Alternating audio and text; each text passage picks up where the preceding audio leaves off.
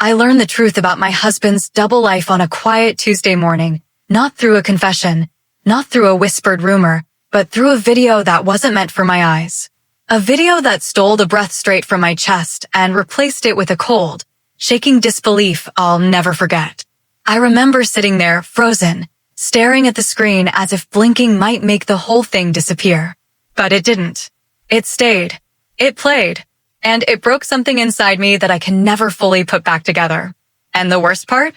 For months, they'd told me I was imagining things. My name is Claire, and I've always been the kind of woman who trusts her instincts. I'm not dramatic. I'm not paranoid. I'm the kind of person who notices small details, the smell of someone's cologne lingering on a jacket that shouldn't have that smell, the change in someone's footsteps when they walk into the room, the way a voice softens or hardens depending on the truth they're hiding. I've always been steady, calm, and patient. But patience doesn't protect you when someone you love is deliberately lying to your face. For 11 years, I believed I had a good marriage. Not perfect, but steady, warm, dependable. My husband, Mark, worked in IT, often traveling between London and Manchester for client meetings. We lived in a modest home just outside Birmingham, nothing flashy, but cozy and ours. We had routines, habits, inside jokes. We made plans for the future. Or at least, I thought we did. Sometimes, when I look back now, I wonder how many of those memories were real, and how many were just scenes I played in my mind to avoid seeing the cracks beneath us. But back then, I believed in us. And maybe that was my biggest mistake. Before I take you deeper into this story, I want to ask you something from the heart. If you've ever felt dismissed when you knew something was wrong, or if someone ever made you doubt your own sanity, please stay with me through this. And if this story moves you, give it a like and share your own experiences in the comments. It truly helps more than you know. And of course, subscribe so you never miss new stories. Our life was predictable in the comfortable way long-term relationships often are. Morning coffee together, mine with a splash of oat milk, his with too much sugar. The hum of the kettle. The soft light coming through the kitchen window. The sound of Mark rustling the newspaper even though he mostly scrolled the news on his phone now. He'd kiss my cheek before leaving for work, always smelling faintly of cedarwood aftershave. I'd watch him pull out of the driveway and tell myself, there goes my husband, the man who loves me. Evenings were quiet. We cooked dinner together, pasta or salmon or whatever was quick. Mark would tell me about work without many details, just enough to keep it light. I'd talk about my job at the dental clinic, the sweet older patients, the kids who were terrified of the chair, the steady rhythm of a life I truly thought was simple and safe. Sometimes we'd watch a series together. Sometimes we'd sit side by side, both reading. On weekends, he'd sometimes have last-minute work travel, but I didn't question it. Not at first. Looking back, I realize I was comfortable because I trusted him completely. I didn't believe in snooping or assuming the worst. I didn't believe in jumping to conclusions. I believed in us. But the truth? The truth had been living in the shadows of our home far longer than I ever imagined. It started small. So small that anyone else might have brushed it off. A missed call at midnight. He said it was a work emergency. A receipt in his jacket pocket from a restaurant we'd never been to. He said it was a client dinner. A new shirt I didn't recognize. He said he bought it on sale. Little things. Innocent things. Explained away so easily that I felt foolish for even noticing. And every time I hesitated, every time my voice softened with uncertainty, Mark would smile that calm, patient smile, and say the words that slowly chipped away at my confidence. Claire, you're overthinking again. Love, you're imagining things. You always worry too much. He didn't say it harshly, and maybe that's why it worked. Because he said it gently, like he was comforting me, guiding me, helping me. Gaslighting doesn't always come wrapped in shouting or cruelty.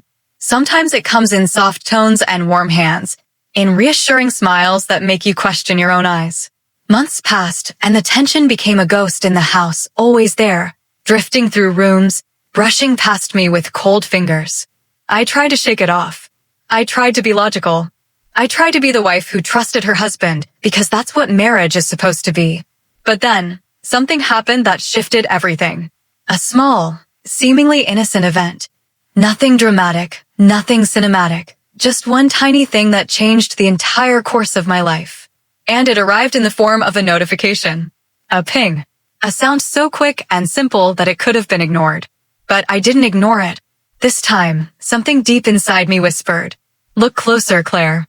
Just this once, look closer." And that whisper saved my life. The sound was tiny, just a soft little ping from Mark's laptop while he was in the shower. Normally, I wouldn't even have glanced at it. We respected each other's space, each other's privacy. But that morning, the house felt strange, too quiet, too heavy. I don't know how to explain it properly, only that my stomach tightened in a way I'd come to recognize as a warning. So I looked. Not out of jealousy.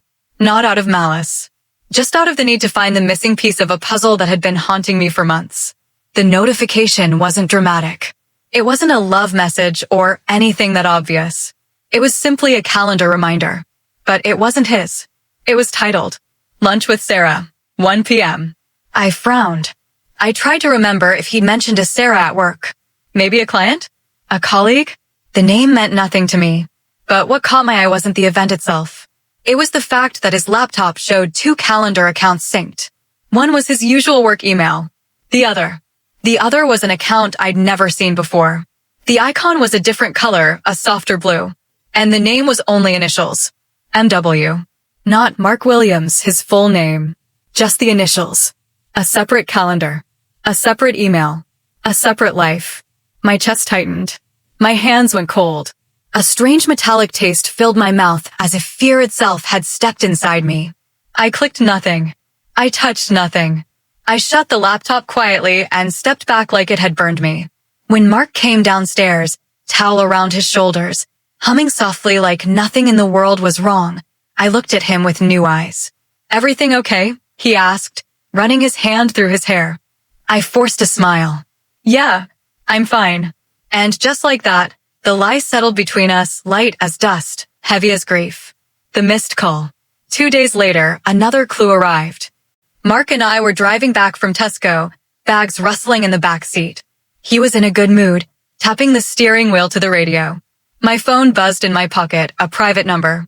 I ignored it. But when it buzzed again and again, something in me tightened. "Someone really wants you," Mark chuckled. But when I answered, the line went dead.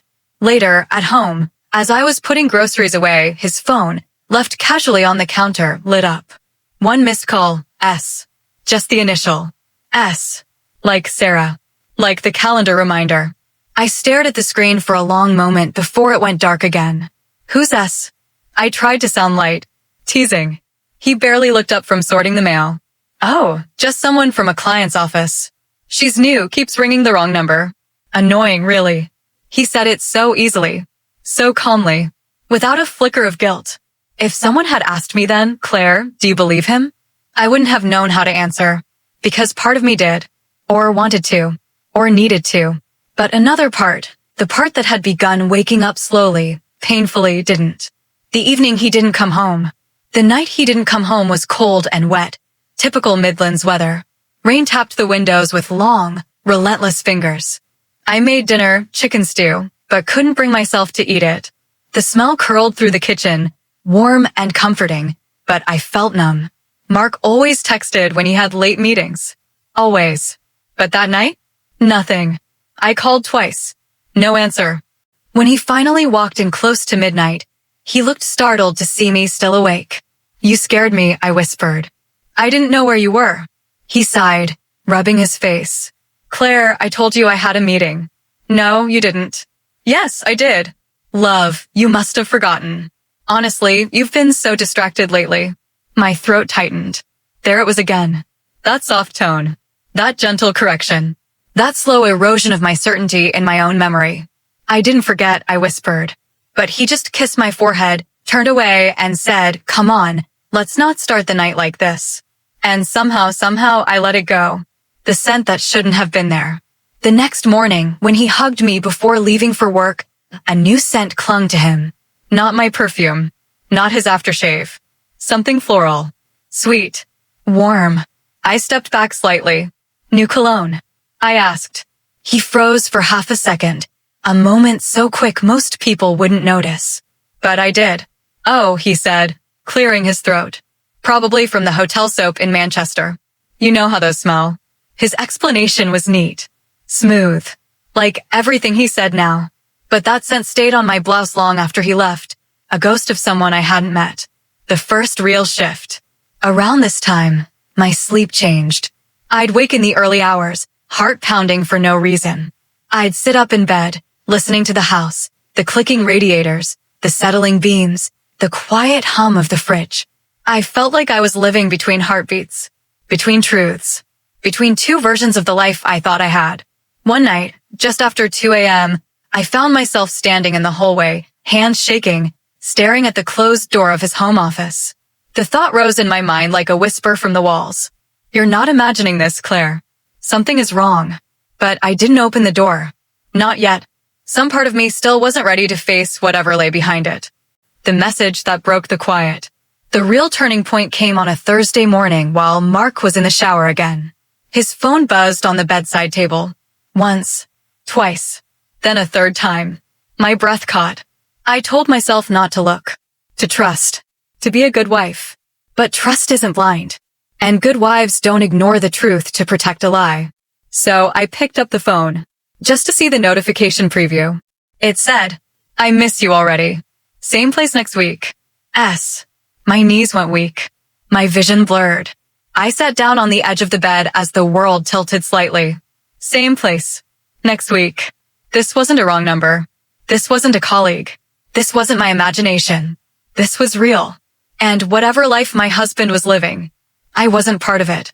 I didn't open the message fully. I didn't scroll. I didn't touch anything. I simply placed the phone back exactly where it was and stared at the carpet until the shower turned off. Because in that moment, for the first time, I knew. I was standing at the edge of something much darker than suspicion. I didn't realize, at first, how betrayal doesn't always arrive like a storm. Sometimes it creeps in like a draft, silent, cold, and easy to ignore if you keep telling yourself it's nothing. And for a while, I tried. God, I tried. But cracks have a way of widening when you pretend they aren't there. The phone that never left his pocket. Jamie used to toss his phone anywhere, kitchen counter, sofa, sometimes even forget it in the bathroom. But now, he kept it on him like it was an oxygen tank keeping him alive. If it buzzed, even lightly, he'd snatch it so fast his chair scraped the floor. One night, I reached for his phone by reflex. It was vibrating nonstop and he was in the shower. Before my fingers even brushed it, he flew out of the bathroom dripping water, grabbing it from the table like I'd nearly set it on fire. His excuse? Work stuff. Confidential. He said it so sharply the air felt sliced. I laughed it off, but a little knot formed in my chest, tight, unpleasant, growing. The sudden cologne. Jamie never wore cologne. Not because he didn't like it, just because he always forgot. But one evening, he came home smelling like a fragrance I didn't own, didn't recognize, and didn't like. Warm, floral, expensive. Not a scent you accidentally bump into. A scent you leave someone wearing. When I asked about it lightly, he barely met my eyes. Someone at work sprayed something. It got on me. The knot tightened. The weekend meetings. He started disappearing on weekends. Not long, just 2 or 3 hours. Too short to be suspicious. Too convenient to be innocent. Every time I asked where he'd gone, his answers grew more vague. Errands. Helping a mate. Work call. But one Saturday morning, I caught something in the way he said it, a tiny tremor, a hesitation, a quick glance away. You don't forget the sound of a lie when it's spoken by someone you trust. The voices behind closed doors. One evening, while cleaning the bedroom, I heard his voice filtering from the bathroom. But softer. Gentler. A tone he didn't use with me anymore. Then a woman's laugh. A soft, bright, private laugh. My stomach dropped so hard it felt like gravity had pulled me straight through the floor. I stepped closer, pressing my ear to the door, and I heard him whisper.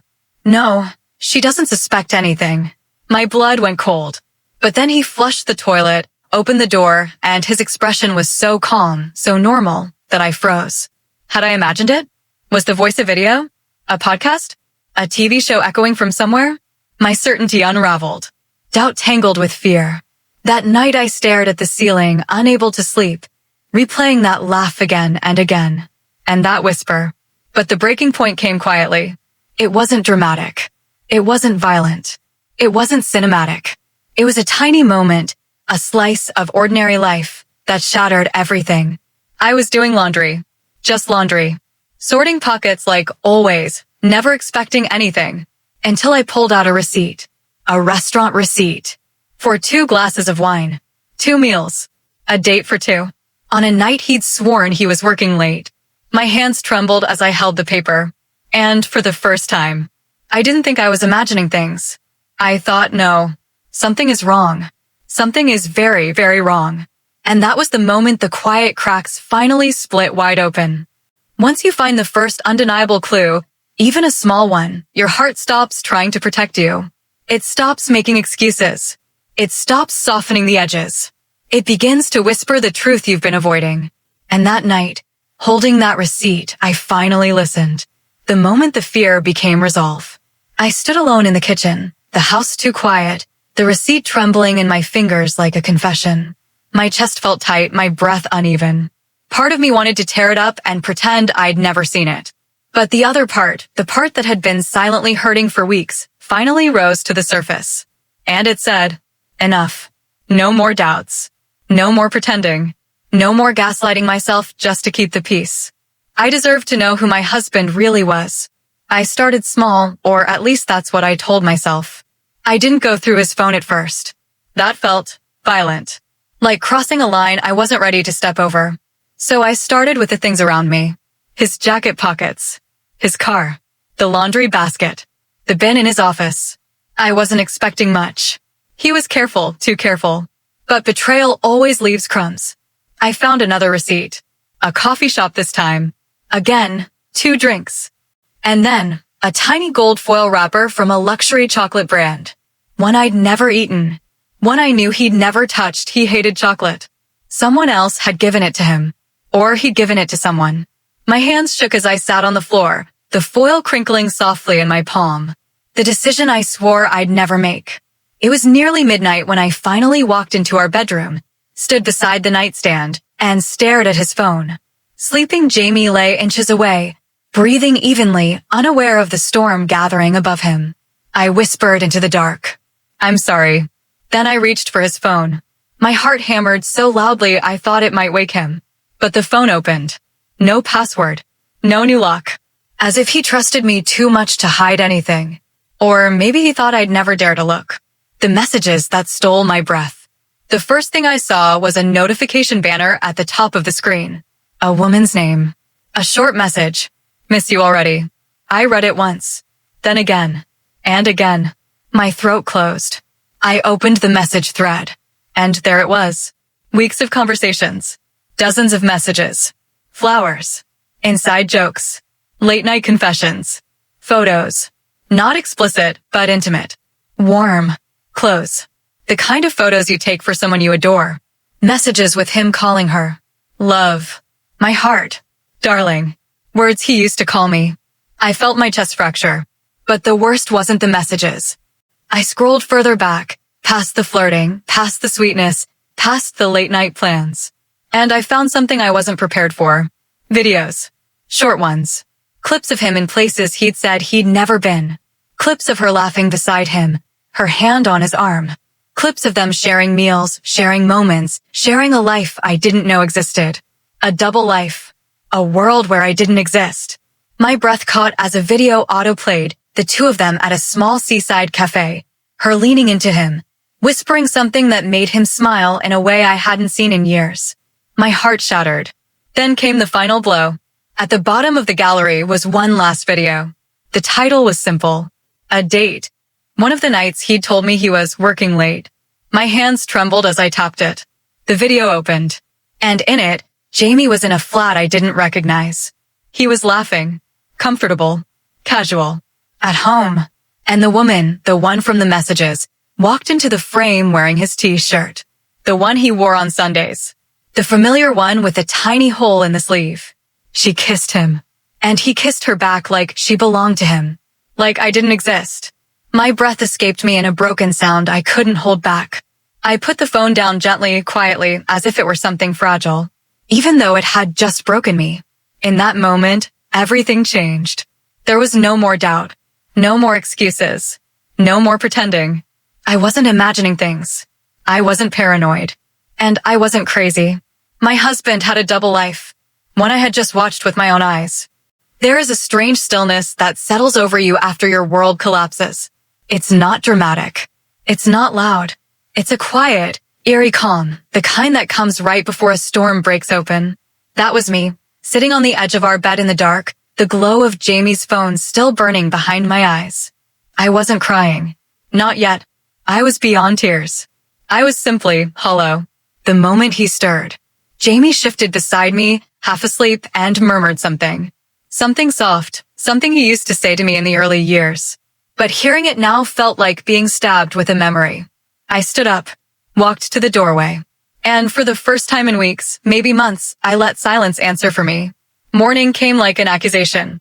Sunlight doesn't feel warm when your heart has frozen overnight. It feels harsh, cruel, exposing.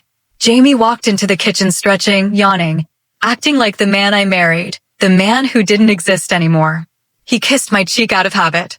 And for the first time, I didn't lean into it. His lips halted mid-movement, just slightly, but enough for me to see confusion flicker in his eyes. "Everything okay?" he asked lightly. I looked at him. Really looked at him. The man who had built half his life on lies. "Yes," I said quietly. Because truth doesn't always announce itself with drama. Sometimes it waits. I plan nothing. People imagine confrontations as grand, scripted moments, shouting, tears, slammed doors. But the truth? Real heartbreak doesn't give you time to rehearse. It arrives in tiny moments. And mine came at 9:14 a.m. while he was putting his shoes on to run errands. The same lie he'd told a dozen times. He bent down, tying his laces, humming under his breath, completely unaware that the life he'd been hiding had slipped out of the shadows. "Jamie," I said, steady and quiet. He looked up. "Yeah, love." The word love hit me like a slap.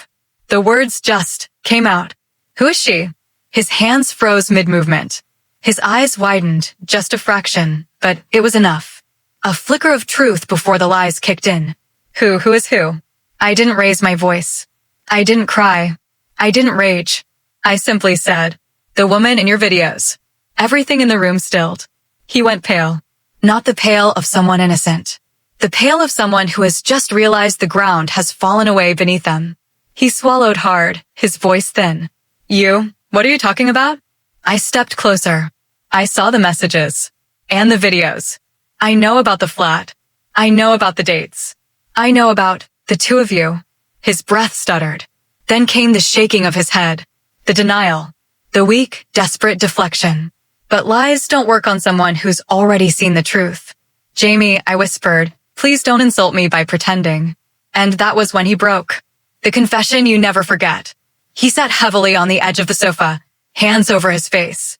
A long, ragged breath left him. "It wasn't supposed to go this far," he muttered. "It wasn't supposed to become anything." I felt cold all over. Become anything? My voice cracked, but only slightly. What is it then? A hobby? A side project? A second life? He closed his eyes. "She makes me feel different. Different." A simple word. But it carved through me like a blade. He kept talking excuses, justifications, self-pity dressed as honesty. But I didn't hear most of it. Because a single sentence had changed the entire shape of my marriage. "She makes me feel different. Not safer. Not happier. Not more loved. Just different." And that was enough for him. When clarity finally arrived, he reached for my hand, as if we were in some kind of mutual tragedy. "I never meant to hurt you," he whispered. I stepped back. Because sometimes the clearest truth is the simplest one. He didn't mean to get caught. Not to stop. Not to change. Just not to face the consequences. And in that moment, that tiny, decisive moment, something inside me settled. Not forgiveness. Not anger. Just certainty. "This ends," I said softly. "One way or another. This ends today." He stared at me, terrified. And I realized he wasn't afraid of losing me. He was afraid of losing the comfort of having both lives at once. There's a moment, a very specific moment, when a woman who has been doubting herself for too long finally stops. Stops excusing. Stops shrinking. Stops trying to hold together something already broken. That moment came to me like a quiet click inside my chest. A soft but certain truth. I deserved better than being someone's half-life. The day unfolded in slow motion. Jamie followed me around the house like a shadow, jumpy, nervous, desperate to explain, justify, rewrite what had already been written. Maria, please let me talk. You've done plenty of talking. My voice wasn't loud. It didn't need to be. There's a weight that comes with truth, a weight that silences everything around it. He hovered in the doorway as I collected myself, not clothes, not belongings, not material things. Just myself, my breath, my clarity, my strength. Things he hadn't taken, only buried. His panic grew with every minute. Where are you going? His voice was rising, fear threading through each word. To think, I said simply, think. A word that terrified him more than any threat. Because a woman who finally thinks, really thinks, becomes someone who sees through everything. He reached out to touch my arm. I stepped back. The shock on his face was almost childlike. Maria, don't do this. We can fix it. I looked at him fully, the man I once loved so deeply, now a stranger with familiar features. You didn't break something, I said. You broke someone. And then I left. Walking into fresh air felt like stepping into myself. The outside world was painfully normal. Children's laughter from down the street, a dog barking, the hum of traffic, life moving on as if mine hadn't just cracked open. I walked to the little park 3 blocks away, sat on a cold bench, and breathed. Really breathed. Every inhale felt like reclaiming a piece of myself. Every exhale felt like letting go of the woman who tried too hard to believe lies. My sister answered on the first ring. Her voice hit me like a life raft. Maria? What's wrong? And for once, for the first time in this entire unraveling, I didn't hesitate. I need you, I whispered. She didn't ask questions. She never did. I'm coming. 15 minutes later, I saw her car pull up. She approached fast, arms open. The moment her arms wrapped around me, the tears finally came hot, shaking, uncontrollable. Tell me everything, she murmured. So I did. All of it. The messages. The videos. The second flat. The lies. The denial. The confession. Her face shifted from heartbreak to fury to something fierce and protective. Oh, Maria, you've been living with this alone? I didn't know for sure, I whispered. I thought maybe I was imagining. She held my shoulders, looked straight into my eyes. You were not imagining anything. He made you question your own mind. And hearing it out loud felt like a veil lifting. I wasn't crazy. I wasn't paranoid. I was deceived. And now I had someone beside me. We sat there for a long while, silently watching the wind move through the trees. I'm coming with you, she said. Wherever you need to go next. And suddenly, I knew exactly what came next. I need proof, I said. Not for him. Not for closure. For me. For everyone who had hinted I was overreacting. For anyone who doubted a woman's instincts. For the part of me that still needed undeniable truth to fully let go. My sister nodded. Then let's get it. Back home, the shift in power was immediate. Jamie stood in the hallway when we walked in. He looked startled to see her. Startled to see me standing taller. What's going on? He asked, voice shaky. I stepped past him, calm, steady. You said it didn't mean anything, I said. So there shouldn't be anything to hide. He opened his mouth, closed it, swallowed. I walked into the living room. Picked up his phone from the coffee table. He stiffened. Maria. I want the passcode, I said. He hesitated. That hesitation was another kind of confession. Give it to her, my sister said sharply. He looked trapped. Cornered not by me, but by his own lies finally catching up. He typed in the code. The screen unlocked. And suddenly the truth was in my hands, unfiltered, unedited, undeniable. I wasn't trembling anymore. The fear was gone. This time, I wasn't scared of what I'd find. Because finally, I was strong enough to face it. The phone felt heavier than it should. As if the truth inside it had its own gravity. I opened the messages. Then the photos. Then, my breath stopped. My sister stepped closer. Maria. But the words wouldn't come. Because what I saw next was worse than anything I had prepared myself for. And it changed everything. Forever. I always thought the most painful moment of my life would be the day I realized my marriage was ending. I was wrong. The most painful moment was discovering why. His phone opened a world I never knew existed. Not one affair. Not a fleeting mistake. Not a fling born out of boredom or restlessness. What I found was a life. An entire life parallel to mine, running like a dark river underneath the surface of my home. A woman. A routine. A second identity.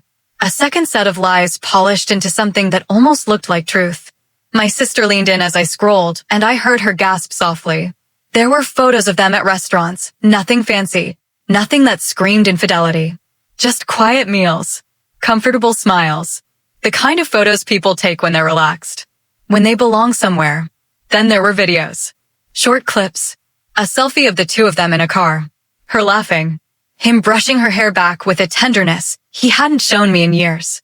But the one that cut the deepest, the one that made my heart fall into my stomach, was a video taken inside a small flat kitchen. Not the flat I had seen in the first video. Another one. Another space. Another life. In that video, a little boy about 3 years old toddled into the frame. Dark hair. Big eyes. Eyes that looked shockingly familiar. And he launched himself straight into Jamie's arms. Daddy. The world slowed. My breath vanished. Everything, every suspicion, every lie, every late night, every missing piece, crashed into place. Jamie had a child. A child he never told me about. A child he visited. Played with. Held with love. A child he cared for in ways he had stopped caring for me. My sister covered her mouth. Her eyes brimmed with anger and heartbreak on my behalf. Oh God, she whispered. Maria. But I was silent. There was no scream left in me. No tears. Just a numbness that felt like frost settling over my bones. Jamie knew. He didn't need to see the screen. He saw my face and he knew. Maria, please. His voice broke. I was going to tell you. I swear I was. I turned the phone so he could see the paused image, the child reaching for him, the look of pure joy on Jamie's face. You were going to tell me? My voice was eerily calm. When? After his first day of school? After he turns 18. He swallowed hard. Shame creased his forehead. It wasn't like that. It is exactly like that, I said softly. He took a step forward. My sister blocked him with a look sharp enough to cut glass. You had a whole other family, I said. And you let me question my sanity while you built a life somewhere else. His eyes were wet. I didn't build a life, he insisted. It just happened. The absurdity of it almost made me laugh. A child doesn't just happen at 3 years old. A secret flat doesn't just appear. A second relationship doesn't just grow roots without someone watering it. But I didn't argue. I didn't have the energy. He kept talking, spilling excuses like broken glass. She didn't mean anything at first. I was lonely. I fell into it. I didn't know how to stop. I thought I could keep both lives. I didn't want to hurt you. I looked at him, really looked at him, and in that moment I understood something. He wasn't sorry he did it. He was sorry he got caught. My sister whispered, Maria, you don't have to stay here another minute. And she was right. But first, I wanted one thing. Not revenge. Not drama. Not cruelty. Just truth. Why? I asked quietly. Jamie wiped his face, defeated. She made me feel needed, he said. You stopped looking at me like I mattered. The words were a punch, not because they were true, but because they were so painfully shallow. I stopped looking at you the same way I said, because you stopped being the man you were. He looked like a boy then, a frightened, foolish boy who had destroyed everything without ever understanding the weight of what he held. The house was silent. No more shouting. No more denial. Just the echo of the life I thought I had. And the life he had actually been living. I closed the phone gently, placed it on the table, and something inside me crystallized into a truth I could finally touch. I could survive this. Maybe not easily. Maybe not quickly. But I could survive. I turned to my sister. Can you help me pack a few things? She nodded instantly. We walked upstairs, the same stairs I had walked 1,000 times, but they felt different now. Lighter. Because every step felt like stepping away from a lie. And toward myself. Behind us, Jamie stood at the bottom of the stairs. Helpless. Small. Watching the future he took for granted slip through his fingers. He whispered my name once. Only once. And I didn't turn back. Not this time. Not ever again. I packed the essentials. Clothes. Toiletries. My documents. A few keepsakes. And then, with my sister by my side, I walked out of the house we once shared. As the door closed behind me, I felt something lift. Not hope, not yet, but the beginning of space where hope might one day grow. And I didn't look back, because some endings aren't explosions. Some endings are simply a woman choosing herself. Leaving that house felt like stepping out of a fog I didn't know I'd been living in. The air was cold, but it felt cleaner, sharper, honest. My sister drove while I stared out the window, watching familiar streets blur by. The bakery where Jamie and I used to get croissants on Saturday mornings. The school where I volunteered during holiday drives. The cafe where we once planned our future with such foolish optimism. Every place held a memory. Every memory held a different version of me. My sister broke the silence first. Maria, we need to call someone. I knew what she meant. My mother, my aunt, my friend Claire. People who had watched me shrink over the years and never pushed me, just waited quietly for me to see what they had always sensed. I'll tell them, I said softly. But I need a moment. She nodded. We drove to her house, a warm, cluttered, lived-in space that always smelled like cinnamon and something baking. She had this habit of leaving blankets draped over every sofa and chair so no matter where you sat, you felt held. I sank into the couch and she covered me with one automatically. For a while, neither of us spoke. Then she brought out her laptop. Maria, you need to see this, she said gently. I'm not trying to hurt you, but you need to know how deep this goes. I braced myself. She opened Facebook, Jamie's profile, public posts, and there it was, the second punch of the day. A photo posted by the woman, his other partner, from 2 months ago. A birthday party. A small living room decorated with cheap but cheerful balloons. Cake smeared on the toddler's face. The woman smiling. And Jamie, standing behind them, his hand on her back in a way that was far too familiar. My sister whispered, look at the comments. People had written things like, what a lovely family. He looks just like his dad. You three are adorable together. My lungs tightened. These weren't hidden moments. They were public, casual, accepted. He hadn't just lived a double life. He had lived it openly, boldly, in a world where I wasn't even a shadow. And the hurt shifted into something else. A quiet, simmering strength. My phone buzzed. A message from Claire, my closest friend from work. Your sister just called me. I'm coming over. Don't move. I barely had time to set the phone down before Claire burst through the door like a storm. She didn't speak. She pulled me into her arms and held me so tightly I felt something inside me uncoil. Then she stepped back, eyes blazing. Maria, he is finished. You hear me? Finished. What he did isn't just betrayal. It's humiliation. It's deception. And you are not going to suffer in silence. I didn't want a scene. I didn't want revenge. I wanted dignity. But the universe has its own timing for when truth must be seen. Word spread faster than I expected. Family, friends, people from our church group. Even 2 of Jamie's coworkers reached out. The messages came one after another. Maria, is it true? We're here for you. You deserve so much better. I always thought he acted strange. Do you need a place to stay? And then, we've seen him with her before. We didn't know how to tell you. That one stung. Not out of anger, but out of grief. People had known, or at least suspected. And still, I was the only one who didn't. Meanwhile, Jamie's world began shaking. My sister saw a post from one of his coworkers in a private group.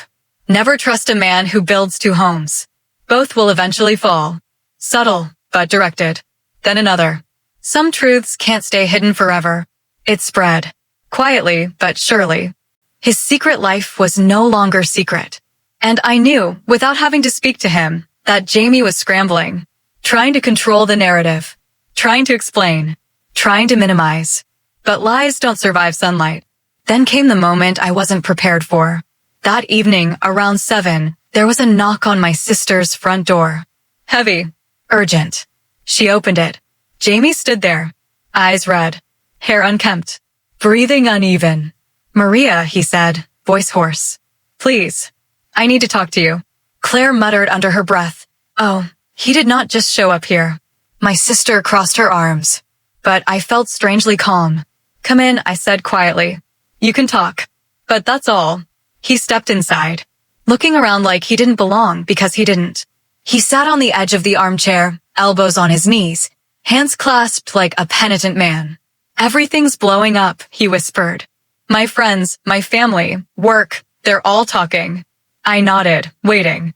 He swallowed hard. Please don't make this worse. Something inside me cracked, not from heartbreak, but from disbelief. I'm making this worse? I asked softly. He flinched. I didn't mean. You built another life with another woman and a child, I said. And I'm the one making things worse? He rubbed his face, agitated. I'm begging you, please don't tell people everything.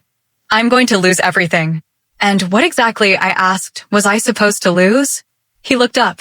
And for the first time, I think he truly saw me. Not the version of me he thought he could manipulate. Not the woman he gaslit and convinced she was imagining things. He saw someone he no longer controlled. Someone who had finally stepped out of his shadow. His voice dropped to a whisper. Maria, what are you going to do? I took a breath. Steady. Grounded. New. I'm going to tell the truth, I said. Not exaggerate. Not embellish. Not smear. Just tell the truth. Because truth is powerful enough on its own. He leaned back, defeated. Like he finally understood that the life he built on lies was collapsing, not because I destroyed it, but because he had built it on sand. And now the tide was coming in. I stood up. I'm filing for divorce, I said calmly. And I'll be speaking to a solicitor. His face drained of color. But Maria, I'm done, I said gently. Completely done. He realized it then. This wasn't a threat. This was the end. A real end. He stood, trembling. Can I hug you? He asked softly. I looked at him, the man who broke me in ways I didn't yet have words for, and I shook my head. No, I said. That part of my life is over. It was the kindest answer I could give. He left without another word. And when the door closed, I felt something I hadn't felt in years. Not joy, not relief, but a quiet, steady strength. The kind of strength that comes when a woman finally chooses her own peace over someone else's chaos. I didn't sleep the night before. How could I? The video kept playing in my mind, my husband, the man who promised me forever, holding another woman like she was the center of his world. By morning, I wasn't even angry. Just hollow. Completely hollow. Like someone had scooped out all the soft parts of me and left only the shell. I set the phone on the table. No dramatic music. No screaming. Just the two of us sitting across from each other like strangers in a waiting room. He walked into the kitchen rubbing his eyes, yawning like it was just another ordinary day. Morning, he said. I didn't answer. I simply turned the phone toward him and pressed play. And I watched his world collapse in real time. The color drained from his face. His breath hitched. His eyes started everywhere except toward the screen. Where, how, why were you? He stammered. Then the video ended. Silence. Thick. Suffocating. Deadly. He swallowed hard. It's not what it looks like. That sentence. That tired, pathetic sentence. I laughed. And it wasn't a pretty laugh. It was the kind that comes from someone who ran out of tears hours ago. Jamie. It's exactly what it looks like. He dragged his hands over his face, and for a moment I thought he might faint. His lies started falling apart. He said it meant nothing. He said it was a mistake. He said he was confused. He said he wasn't happy. He said he still loved me. He said everything except the truth. So I asked him plainly, how long have you been seeing her? And after a long, painful pause, he whispered, almost a year. A year. A whole year of my life spent loving someone who had already left me. I felt something inside me snap, but not in anger. In clarity. I finally saw the truth without filters or excuses. I told him it was over. And he broke. He tried to reach for me, but I stepped back. All of his guilt, all of his tears, all of his shaking and begging, none of it mattered anymore. I wasn't the same woman who had gone to bed the night before. I had changed. The truth had changed me. I deserve better, I said quietly. And in that simple sentence, I finally felt power return to me. Not revenge. Not triumph. Just strength. He moved out that afternoon. No big scene. No final hug. No parting words. Just boxes. Car doors closing. His footsteps fading. And then, silence. But this time, it wasn't suffocating. It was healing. That night, I slept for the first time in days.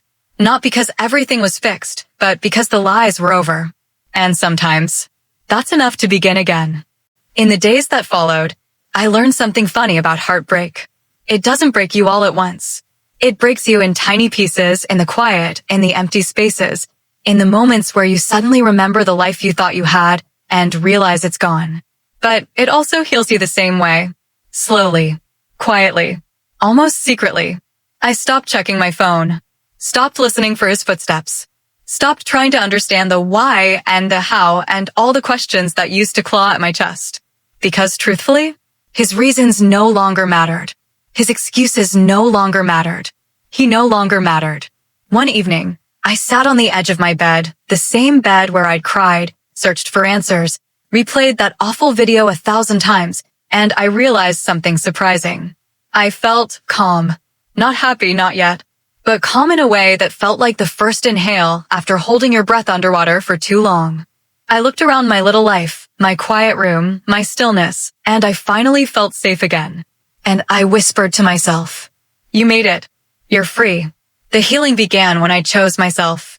I started taking walks again, long ones, where the wind felt like permission to start over. I made tea in the mornings without any rush. I let the house be peaceful without filling it with distractions. And somewhere in those slow, gentle days, I realized the truth. I didn't lose anything. I was saved from something. Because a man who can live a double life is a man who doesn't deserve to be part of mine. Now, looking back, I don't hate him. I don't miss him. I don't wish things were different. I'm grateful. Grateful that the truth came out. Grateful that the lies couldn't hide forever. Grateful that I had proof when I needed it. Grateful that I didn't keep gaslighting myself into staying. And most of all, I'm grateful that the woman in that video wasn't me. Because I know now I deserve loyalty, honesty, and simple kindness. And one day I'll have all of that again. But for now, it's enough that I have me. Thank you for staying with me until the very end. If this story touched your heart, please give it a like and share your thoughts. Have you ever trusted your instincts even when others doubted you? Your voice matters here. And if you'd like to hear more stories like this, don't forget to subscribe so you never miss a new one. Be well.